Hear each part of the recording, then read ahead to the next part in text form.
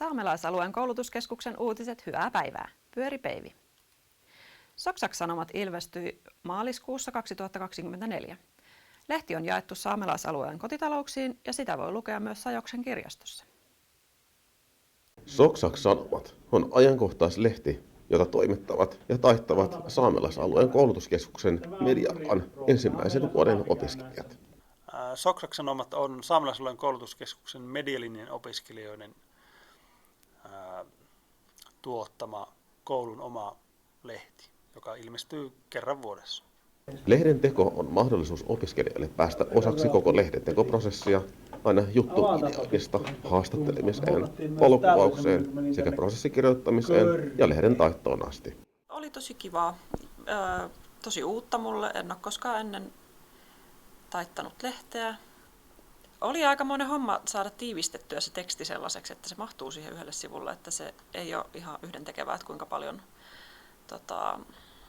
kirjaa ja sanoja sinne tulee ja kuvat pitää olla tietynlaisia, että ne sopii lehteen. Osa voi olla tosi taitavia journalistisissa jutussa ja osa voi olla sitten nimenomaan siinä teknisessä tuotannossa taito-ohjelmien kanssa pelaamisessa tosi päteviä. Tai sitten voi olla sellainen tilanne, että kaikki on aivan kokemattomia, että niin sitten se vähän vaihtelee, että miten se sujuu vuosittain. Mutta tänä vuonna täytyy sanoa, että se itse vastasin nimenomaan sitä teknisestä, sitä taittopuolen opettamisesta, niin se sujuu yllättävän kivuttomasti, että tosi hyvin meni sen verran, niin kun erosi tämä kurssi siitä, kun itse olin silloin 3-4 vuotta sitten täällä, niin meitä oli silloin vain 2 opiskelijaa tekemässä tätä taittoa ja niitä juttuja. Että nyt oli 5 opiskelijaa, että siitäkin varmaan johtuu se, että saatiin hyvissä ajoin tehtyä. Vuoden 2024 lehdessä on artikkeleita muun muassa saamelaiselokuvista, psykososiaalisen tuen palvelusta Uviasta ja kansantanssiryhmä Hiloi Haloista. Aikaisempien vuosien lehtiä pääsee lukemaan muun muassa saamelaiskirjastossa Sajoksessa Inarissa sekä digitaalisesti internetissä Issu-palvelussa osoitteessa issu.com. Kaamosaika on päättynyt koko Suomessa. Valon määrän lisääntymisellä voi olla vaikutusta muun muassa mielialaan sekä unirytmiin.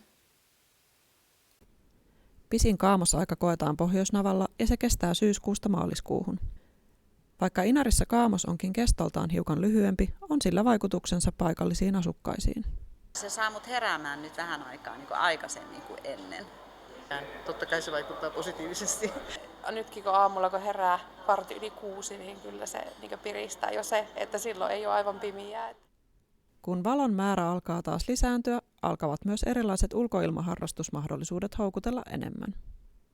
Yökallaa helpommin tulee lähettyä, että eipä kaamuksen aikaan sitten oikein niin iltaisin hirveästi tee mieli, että enemmän sitä käpertyä sinne omaan kämppään ja olohuoneeseen. Kaamosajalla ja sen päättymisellä on vaikutuksensa myös unirytmiin. Etenkin keväällä, kun yötön yö alkaa lähestyä, on tärkeää muistaa myös unen tärkeys. Kyllä sillä ehkä unirytmikin siinä pikkusen kärsii, että pakko olla pimennysverhot kyllä yöttömän yöaikaa. Kyllä se kesällä vähemmän nukkuen. Nukkua pitää kanssa ja siihen sitten pimennysverhot. Media-alalle kannattaa nyt kouluttautua pohjoisinta Suomea myöten. Saamelaisalueella elokuvatuotantojen määrä on kovassa nousussa. Saamelaisalueen koulutuskeskus kouluttaa media-alan osaajia, jotka työllistyvät pääsääntöisesti hyvin media-alan työn tehtäviin saamelaisalueella. Kun täällä saamelaisalueella on osaajapula media-alan ammattilaisista, niin kyllä minä näkisin, että hyvät mahdollisuudet on työllistyä tällä alueella media-alalta. Valmistuneiden opiskelijoiden työllistyminen elokuvatuotantoihin saamelaisalueella on myös kiinni omasta mielenkiinnosta. Kyllä näen, että elokuva-alalle valmistuneet työllistyy aika hyvin täältä, jos sinne vaan on mielenkiintoa ja halua, koska saamelaisalueella elokuvatuotantojen määrä on ollut kovassa nousussa. Saamelaisalueen koulutuskeskus on yksi harvoista oppilaitoksista, jotka tarjoaa elokuva-alan opintoja saamelaisalueella. Mikäli elokuva-ala jatkaa kasvuaan alueella, niin oppilaitoksen merkitys voi korostua entisestään tulevaisuudessa. Jos ei saamelaisalueelle uusia oppilaitoksia tule, jotka tarjoaisi elokuva-alan koulutusta, niin minä näkisin, että saamelaisalueen koulutuskeskuksella on aika merkittävä rooli näiden elokuva-alan osaajien kouluttamisessa. Saamelaismuseo Siidan vaihtuvien näyttelyiden kevätkatsaus, toimittajana Eeva Kathia.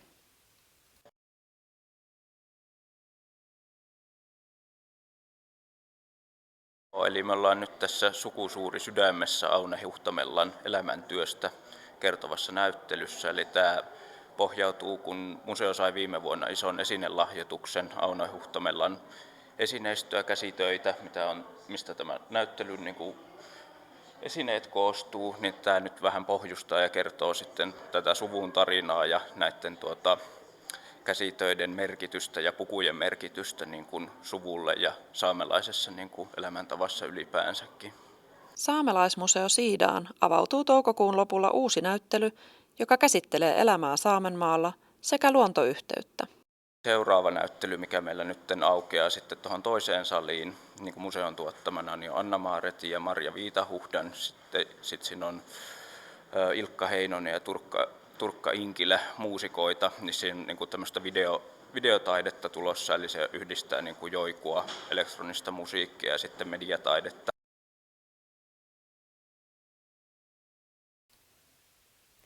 Inarin K-kauppa palvelee paikallisten lisäksi matkailijoita. Kaupan valikoimasta löytyy tuotteita jokaiseen makuun. Minkälainen valikoima teillä on ja riittääkö tavaraa kaikille? Pyritty siihen, että meillä olisi aika laaja valikoima myös paikallisille ihmisille kuin turisteillekin tavaraa.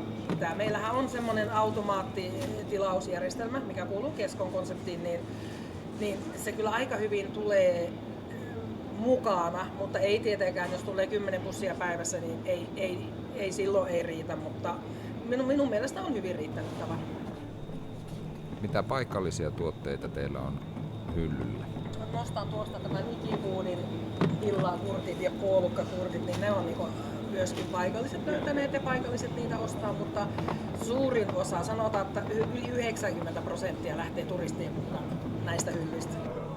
No milloin talvisesonki alkaa ja miten ihmiset suhtautuvat ulkomaalaisiin vierailijoihin? Kyllä se on marraskuun loppua, joulukuu. Tänä vuonna esimerkiksi tammikuu oli ei tullut sitä hiljaista tammikuuta, mikä on normaali vuosina ollut. Että nyt oli tammikuusta alkaen ollaan veetty, niin kuin voi sanoa, että pohjassa, kaasupohjassa ollaan veetty. On ollut asiakkaita, siis turisteja nimenomaan. Ja ihana, minusta on tosi ihana ollut niin, että paikalliset ei niitä turisteja karta niin sanotusti, että ne ymmärtää sen, että se tuo tähän kylään, turismi tuo tosi paljon työpaikkoja ja ihmisillä on mahdollisuus elää tässä kylässä.